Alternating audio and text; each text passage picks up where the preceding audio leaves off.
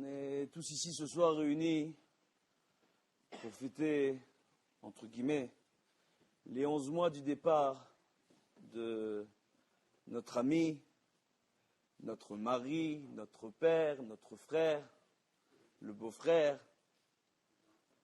cousin, bref, pour tous l'ami fidèle, David Eliaou Chai Ben Meir Vessara. Baruch Hashem, j'ai eu le mérite de connaître David il y a près de 2 ans au téléphone. Et puis après, on s'est rencontrés, ça fait plus d'1 an et demi, il me semble, et on ne s'est plus lâché. Tout de suite, on est devenu très proches, très amis, et c'est le seul qui osait à la table du Shabbat me raconter des blagues. Les gens, quand ils me voyaient avec mon grand chapeau, ma grande barbe, mon grand manteau, ils ne me prenaient pas pour Zorro, ils me prenaient pour un grand rave. Et David, lui, il était dans la détente, la bonne humeur. Pourquoi? Parce que pour lui, chaque juif complétait l'autre. Il n'y avait pas un rave s'il n'y avait pas d'élèves. Il n'y avait pas un rosh yeshiva s'il n'y avait pas des élèves pour étudier dans la yeshiva. Donc, de ce fait, il n'y avait pas la place dans sa vie pour l'orgueil, comme normalement il ne doit pas y avoir de place dans la vie de chaque juif pour l'orgueil. On a tous besoin les uns des autres, Kulanu Arivim Zelazé. On est tous garants les uns des autres. On se complète. Maintenant, aujourd'hui, il y a un membre de la communauté, Rabbi Avraham Gez, qui m'a posé une question extraordinaire sur la paracha Chaye Sarah. Il avait un différend avec un de ses amis. Il m'a dit, Vodarav, dans la paracha Chaye Sarah, il est marqué Livkota. Dans tous les Sifri Torah et les Chumashim, le kaf de Livkota, il est écrit en tout petit. Moi, mon ami m'a rapporté au nom du Gaon de Vilna la réponse suivante, c'est qu'Avraham, il n'était pas triste au moment du décès de Sarah, parce qu'il sait qu'elle a eu une longue et belle vie. Et il a lu ça dans le Gaon de Vilna. Il me dit, il ne me semble pas que c'est ce qu'on m'a enseigné, qu'est-ce que vous en pensez, quel est votre avis? Alors j'ai dû lui rapporter ce que dit Rashi dans l'endroit, ce que rapporte le Talmud, la Gemara sur ce verset, ce que rapporte la Kabbalah sur ce verset, et bien sûr ce que rapporte le Gaon de Vilna. Il a rapporté en réalité qu'Avraham, lorsqu'il a dû quitter la maison de son père Terach, il était affligé, terrassé, à l'idée de devoir quitter son père, vendeur d'idolâtrie, fabricant d'idolâtrie, pour aller vivre en Israël, sur la Terre Sainte. Il était loin de son père, il n'a pas eu l'occasion de pouvoir le respecter, de pouvoir le chérir, de pouvoir être à ses côtés, bien qu'on parle d'un idolâtre, mais ça restait son papa. Il était très triste, et quelque temps avant la mort de Sarah, avant la Istalkout, avant que la Neshama de Sarah quitte ce monde, il avait perdu son père. Il est parti aux obsèques, il est parti à l'enterrement, il a pris sur lui le deuil de son père, il a énormément pleuré.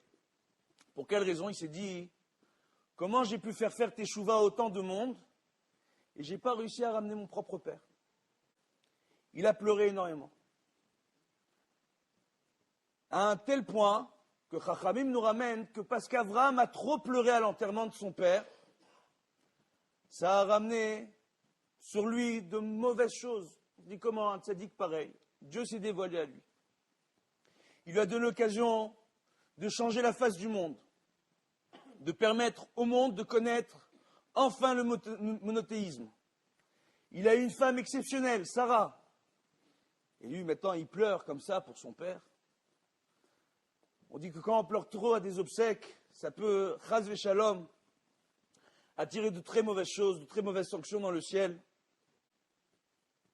À un tel point que dans le ciel, il a été décidé qu'on allait lui retirer sa femme. Alors bien sûr, on connaît tous l'histoire par rapport à la Kedat Yitzhak, que Sarah, quand elle a entendu que son fils, il aurait été sacrifié et puis sauvé, alors ça lui a fait un tel coup au cœur qu'elle en est partie. Mais en réalité, dans le ciel, s'ils ont permis qu'elle parte à ce moment-là, c'est parce qu'Avraham, il avait trop pleuré à la mort de sa femme, et il a marqué Livkota avec un petit kaf, parce qu'Avraham, à ce moment-là, avant de s'occuper même du décès de sa femme et des obsèques de sa femme, Avant d'acheter le caveau des patriarches, la Maharat Marpella, il s'est occupé du mariage de son fils, de trouver une femme à Yitzhak. C'est comme ça qu'on nous rapporte. C'est comme ça qu'on l'a vu dans la paracha. Et qu'Abraham, il s'est retenu de ne pas trop pleurer pour la mort de sa femme. Et effectivement, le Gaon de Vilna rapporte tout cet enseignement et conclut qu'en plus de ça, pour Sarah, il avait moins de raisons de pleurer que pour son père Terach, vu que Terach n'avait pas réussi à se repentir totalement, alors que Sarah, oui. Et Sarah, elle a eu une longue et belle vie de tzadkanit. Raison pour laquelle il avait aussi sur quoi se reposer pour moins pleurer. Voilà. Et par rapport à ça, on dit, on ne comprend pas quand même, c'est son père. Son père. Un père. Oui ou non? C'est difficile, on pourrait comprendre. On dit non. Pourquoi? Le Talmud nous rapporte que le monde dans lequel on vit s'appelle Olam HaAfour. Je sais que je le dis souvent, je sais que je l'ai déjà dit ici. Olam HaAfour, c'est un monde à l'envers. On est dans un monde qui marche sur la tête. Quand dans ce monde, on accueille un enfant, un nouveau-né, nous, on se réjouit ici. On est content. Lili, lili, lili. Si c'est un garçon, oh, la Brit Mila, c'est encore mieux. Ouais. Maintenant, en réalité, dans le ciel, ils sont très tristes. Ils disent, regarde cet enfant. Il descend dans ce monde. Il va devoir gérer son corps, le monde matériel, sa subsistance, le shlom baït avec sa femme, fonder un foyer, mettre au monde des enfants, les éduquer, se casser la tête. Wow, qu'est-ce qu'il attend? Et à travers tout ça, il doit faire Torah au mitzvot et ne pas oublier d'être un tzaddik, comme c'est rapporté dans Masechet Sanhedrin, que chaque neshama, avant de descendre dans ce monde, on lui fait jurer qu'elle s'engagera à faire la volonté divine, et que ce sera un tzaddik ou une tzadkanit, et pas un rachat ou une réchaït. Hein? Par rapport à ça, qu'est-ce qu'on voit? On voit que l'enseignement essentiel qui nous est rapporté, et qu'il faut retenir, c'est qu'en réalité, lorsqu'on vient et qu'on est dans ce monde, il y a énormément d'épreuves pour nous. Et dans le ciel, ils sont extrêmement tristes. De la même façon, lorsqu'une personne quitte ce monde, après avoir sanctifié le nom divin auprès du plus grand nombre, avoir donné du respect au rabbanim, du respect à la Torah, avoir mis ses enfants à l'école juive, avoir voulu donner un enseignement dans le judaïsme à sa progéniture, à son foyer, avoir réussi à rapprocher tous les gens qui étaient autour de lui. Dans le ciel, vous savez comment on est quand on accueille un juif pareil. Dans le ciel, ils sont joyeux, ils chantent, c'est une simcha pour eux. Et nous, ici-bas, on est triste. Pourquoi? Parce que la personne va nous manquer. Alors bien sûr, David, il va nous manquer. Et bien sûr que David, il nous manque. Et bien sûr qu'on est triste. Mais il est parti avec ses mitzvot. Dans le ciel, quand ils l'ont vu arriver avec ses mitzvot, c'était un homme. Quelque temps avant son départ, il était parti en Israël. C'était pour Al-Akhnassa d'un Sefer Torah pour l'armée. Il était le plus joyeux des hommes. Et lorsque l'armée lui a remis un trophée pour le remercier d'avoir permis à une base militaire d'avoir un Sefer Torah, il était très fier de lui. Très fier de pouvoir faire une mitzvah, de pouvoir aider. J'ai eu des rabbanim et des rabbanim qui m'ont dit, ah, tu sais c'est qui? Rabbi David Tayeb, tu sais c'est qui ce monsieur? C'est un monsieur que lorsqu'il nous accueillait chez lui, pour qu'on allait le voir pour lui demander un petit don, il ne savait pas donner l'argent et dire au Rav, je suis occupé, partez. Il disait à tout le monde, attention, aujourd'hui il y a un grand Rav qui vient, on va faire un cours au bureau, on va organiser une séouda. Quand tous les vendredis à la maison ou à son bureau auparavant, il faisait devenir son ami d'enfance, le Rav Mordechai ben Naftali, il ne pouvait pas organiser un cours de Torah simplement. Il fallait que ce soit une belle séouda, que les gens se mettent déjà dans l'ambiance du Shabbat. Il avait cette volonté que les gens se mettent dans l'ambiance pour les renforcer, pour les encourager à faire le Shabbat, à faire les mitzvot. C'était son plus grand hobby, sa plus grande passion, la chose qui lui tenait le plus au cœur. Be'ezrat Hashem, que Dieu fasse que ses enfants continuent sur son chemin et aillent dans sa lumière. Maintenant, par rapport à ça, qu'est-ce qu'on voit?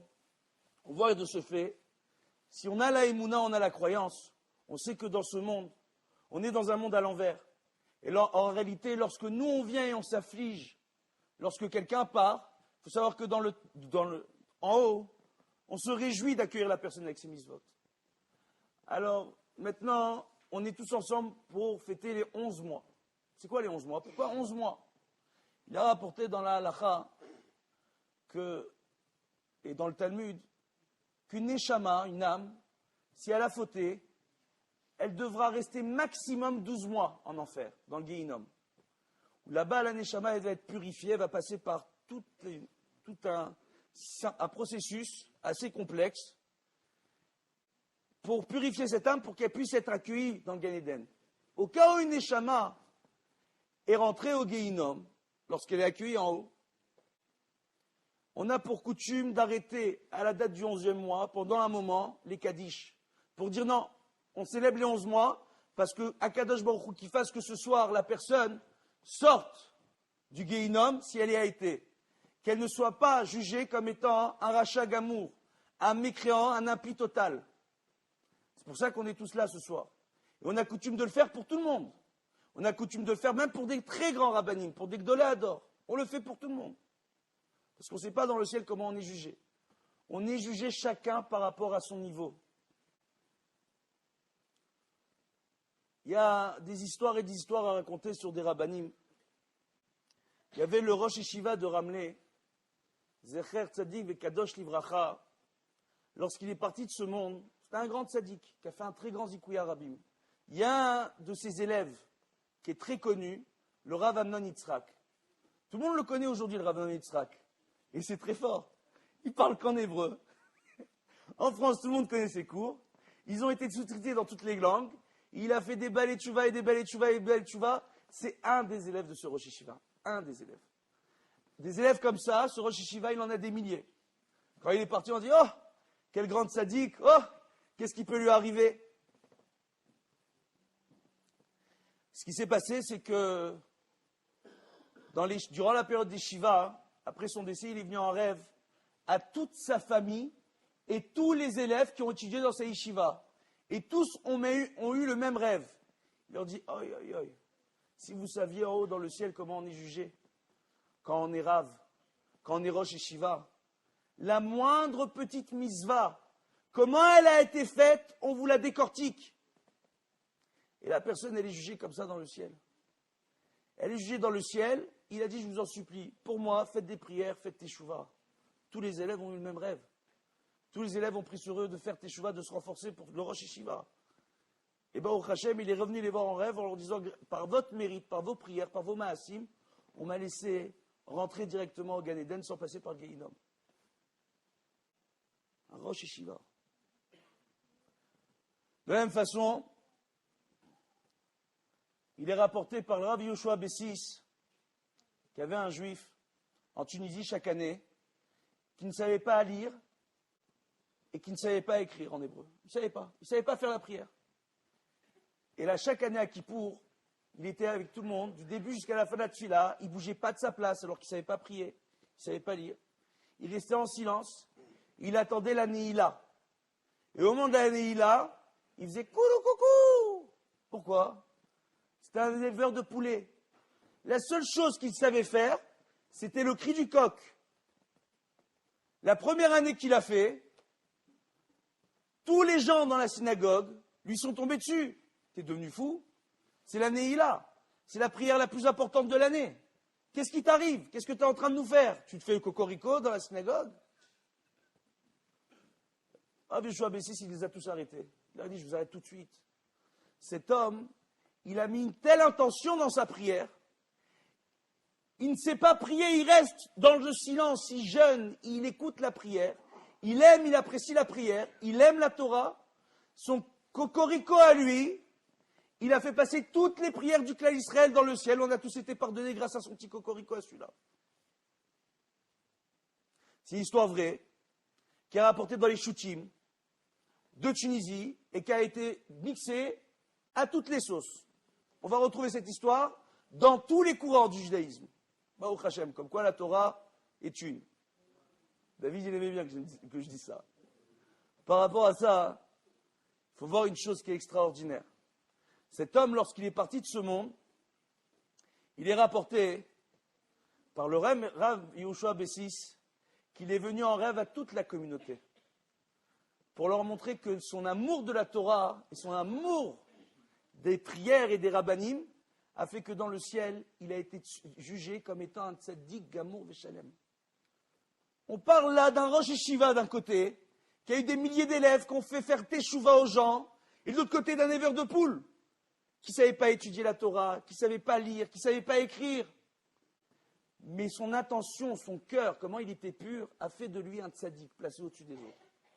Ce qui veut dire que nous, on ne peut pas venir ici, dire et savoir comment une personne, quand elle part de ce monde, elle est jugée. Anistarot la Hachem, les mystères de ce monde sont pour l'éternel. Nous, on ne peut pas dire. On ne peut pas venir affirmer qu'une personne, où elle a été, quand elle a été, comment elle a été. Raison pour laquelle on a coutume le soir des 11 mois de se réunir, pour au cas où la personne a été jugée de façon négative, du fait qu'on se réunisse et qu'on dise non, pour nous, c'était quelqu'un de bien, il a eu une influence sur nous. Il a été important pour nous, il nous a rapprochés de la Torah, des mitzvot, à travers sa vie, et a fortiori à travers son décès, parce qu'on est tous là pour, entre guillemets, célébrer l'union de la Neshama de David avec Akadosh Baruch Hu. On voit quoi? On voit que la personne, d'un seul coup, ça ne peut qu'élever son âme. Et là, on va parler d'un point essentiel. Il est essentiel, lorsqu'une personne part de ce monde, que l'on récite le Kaddish pour elle. Le Harizal l'a écrit lui-même, et l'a écrit, il a fait écrire par ses élèves, dont le Rav Chaim Vital. Et le jour où je partirai de ce monde, je supplie ma progéniture, je supplie mes élèves, ceux qui peuvent, faites Kaddish pour moi. Chaque Kaddish que vous récitez, elle lèvera ma neshama de monde en monde. Le Gaon de Vilna et le Ben Ishraï ont pleuré lorsqu'ils sont arrivés dans leurs vieux jours, pour la même raison. Quelle raison? Le Talit Katan, les Tzitziot. Ils ont dit non, quand nous on va partir de ce monde, une mitzvah simple à accomplir, comme porter un Talit Katan sur nous, on ne pourra plus la faire. Vous savez, c'est quoi le Talit Katan? Chaque unité de temps que vous portez sur vous, le Talit Katan, c'est une mitzvah. Oh. Ce qui veut dire que grâce à un Talit Katan, si on voit la plus petite unité de temps connue de l'homme aujourd'hui, en l'espace de quelques minutes, on peut faire des milliards de mitzvot en portant le Talit Katan. Le Gaon de Vilna et Ben Ishraï et des grands tzadikim nous disent quand nous, on n'aura plus de corps, on n'aura plus les mitzvot pour nous. Qu'est-ce qui nous restera? Il nous restera nos élèves, il nous restera notre famille, notre progéniture, qui prendront sur eux de bonnes actions. Il est essentiel, primordial, que ce soir, les gens prennent sur eux de bonnes résolutions. Les Elou Nishmat de David Eliyahu Chai Ben Meir Vesara. C'est primordial. Chacun doit prendre quelque chose sur lui. Celui qui ne met pas ses tefilines, qui mette les tefilines. Celui qui met les tefilines, qui prenne sur lui de faire ses tefilotes 3 fois par jour, ou au moins 1 fois par jour. Que chaque personne prenne un petit truc en plus. Chacun ici. Baruch Hashem. Les Elou Nishmato, pour rajouter à son mérite, pour l'élever dans les mondes supérieurs. On voit que Abraham, lorsqu'il a pleuré pour Terah, pourquoi il a pleuré autant pour son père? Je l'ai expliqué au début. Il a dit, j'ai pas pu faire teshuva, mon père. Pourquoi entre Abraham, Yitzhak et Yaakov, les Havot, on nous rapporte que les Shvatim, les tribus, elles sont sorties de Yaakov, le 3e des patriarches? Écoutez bien, c'est extraordinaire. Abraham, il a tenu à ce qu'on aille prendre la femme de Yitzhak dans la maison de Bethuel, son oncle. Qu'on aille là-bas pour prendre Rivka. Yaakov va retourner encore dans la maison de Lavan.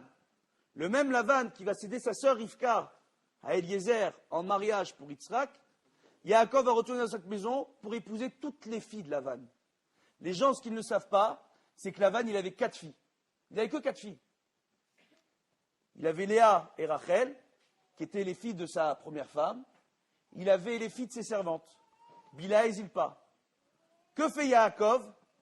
Yaakov, on nous rapporte dans le Zohar que intentionnellement, il a épousé toutes les filles de Lavan. Pourquoi? Pour faire la réparation qu'a regretté Avram au moment du décès de son père. Quelle était cette réparation? Permettre à toute la descendance de Terah de pouvoir faire Teshuvah, en prenant toutes les filles et en les convertissant. On nous dit comment on apprend les lois de la conversion. Le Talmud nous dit on apprend de Avraham et on apprend des Imaot. Avraham s'est converti au judaïsme. C'est le premier à s'être converti au monothéisme de façon aussi efficace en faisant Torah au Mitzvot. Et il a converti, il a enseigné à Yitzhak et à Yaakov comment convertir les Imaot. Toutes les Imaot se sont converties. Ça remet les choses au clair.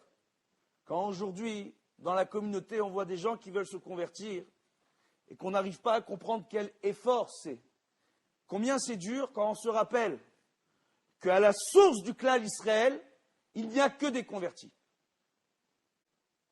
Ça remet les idées en place.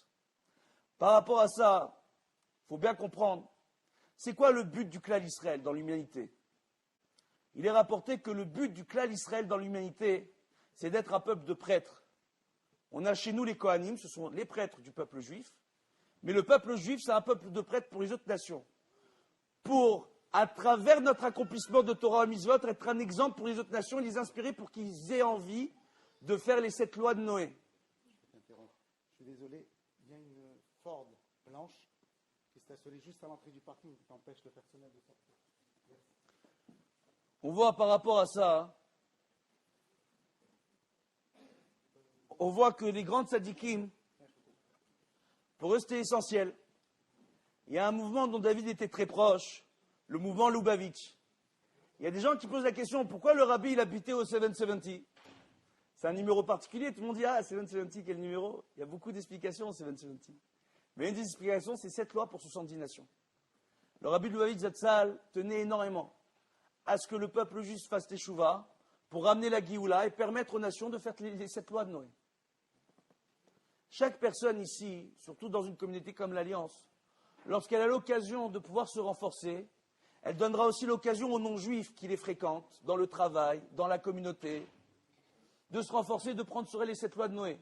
Il faut savoir ici que s'il y a des non-juifs ce soir, chose extraordinaire, s'ils prennent sur eux les 7 lois de Noé qui sont vraiment pas compliquées, ça peut contribuer à l'élévation de l'âme de David. Oh, et à la délivrance pour l'ensemble de l'humanité. Oh, c'est ça le but de la Torah. C'est ça le but, c'est pas un autre but. On parle dans la Gemara de 2 types de Géoulot, de 2 types de délivrance. Une à travers les guerres, à travers les souffrances, à travers les épreuves, et une à travers la joie. On rapporte dans le Talmud, je sais que je l'ai déjà dit, mais on va le dire et on va le rappeler. On rapporte que si tous les bénis d'Israël sont unis, mais sont idolâtres, Mashiach, il peut venir, peut y avoir la Géoula. Mais quel type de Géoula? À travers les épreuves, les guerres, les maladies. Si tout le cas d'Israël prennent sur eux 2 Shabbatot de suite, et les gardent qui il chata, donc étudient la Torah comme il faut pour connaître les lois du Shabbat, on dit la Géoula vient tout de suite, et là le Rambam dans Yichot Melachim nous rapporte quelque chose d'extraordinaire. Il nous dit, cette Géoula-là, si elle vient, c'est une Géoula sans épreuve. On a des tzadikim ces dernières générations qui ont tout fait pour qu'il y ait une Géoula sans épreuve. Comment il peut y avoir une Géoula sans épreuve si chaque juif se renforce sur les lois du Shabbat, sur les lois de la cacheroute, sur les lois de la pureté familiale, car ainsi, en se renforçant, ils auront une plus grande moralité. Et ils inspireront les autres nations à vouloir se renforcer et faire les 7 lois de Noé. Et vous savez c'est quoi? Paix universelle et la Géoula. Et on est sorti d'affaire. Be'ezrat Hashem, je vous rappellerai qu'au moment de la Géoula, on aura le mérite, Be'ezrat Hashem, de revoir nos défunts, de les voir se lever à Yerushalayim, pour qu'on puisse tous ensemble célébrer la délivrance et la paix dans le monde. Et qu'on ait le plaisir, Be'ezrat Hashem, de revoir David très bientôt. Et je terminerai sur un dernier point. Parce que c'était sympa tout ce que j'ai dit. Il faut qu'on se fâche un peu, sinon c'est pas marrant. On nous rapporte que Akadosh Baruch Hu, pour faire le Triat Hametim, il prend une chose extraordinaire. Il prend l'essence de l'énergie de la pudeur des femmes. Les mères d'Israël ont dit que c'est grâce à elles que le peuple juif a été sauvé au moment de la sortie d'Égypte. Et on rapporte que la délivrance arrivera aussi par le mérite des mères d'Israël. Les mères d'Israël, elles ont une mitzvah très compliquée à devoir respecter. La pudeur, la tzniout. Très, très compliqué. Très compliqué. C'est très, très dur. Quand une femme apprend sur elle de se renforcer, chacune à son niveau, c'est pas à moi de vous dire ce que vous devez faire ou pas. Quand les femmes prennent sur elles de se renforcer, il est dit que l'énergie des perles de sueur de ces femmes-là est cumulée dans le ciel et que Dieu transformera cette énergie en rosée pour amener les morts à la vie. Et il y a un enseignement du Zohar qui est très peu connu et que je vais vous rapporter et qui va choquer les gens.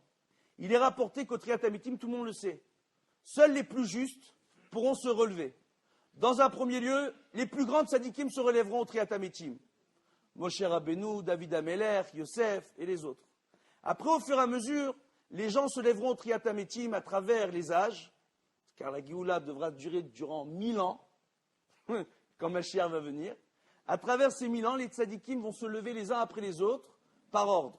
Mais il y a des personnes qui risquent de ne pas avoir le mérite de se lever au Triat Amitim. Il est rapporté quelque chose d'extraordinaire.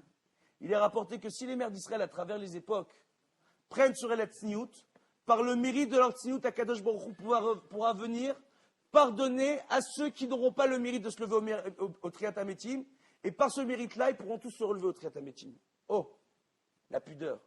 La pudeur, c'est pas qu'un vêtement, c'est une façon de parler, c'est une façon de se comporter, c'est une moralité, c'est d'être dévoué à son époux, à sa famille, à son foyer, tout en sachant s'opposer parfois à son époux quand il y a besoin pour le renforcer dans le Derech HaTorah, et l'encourager quand il faut pour aussi le renforcer dans le Derech HaTorah et renforcer le foyer. Que chaque femme ici présente ait le mérite, les Nishmato de David, de se renforcer dans les lois de la tzniout, les lois de la pudeur. Be'ezrat Hashem, que chaque personne ici à son niveau, par rapport à son statut, ait le mérite de se renforcer dans les lois dans lesquelles il doit se renforcer, pour les juifs, Tariag HaMitzvot, les 113 commandements et toutes les lois qui vont avec, pour les non-juifs, les 7 lois de Noé, Be'ezrat Hashem, les Nishmato, pour qu'on ait tous ici ensemble le mérite de profiter de la délivrance et enfin de sortir de cette galère. Amen, Kenny Ratson.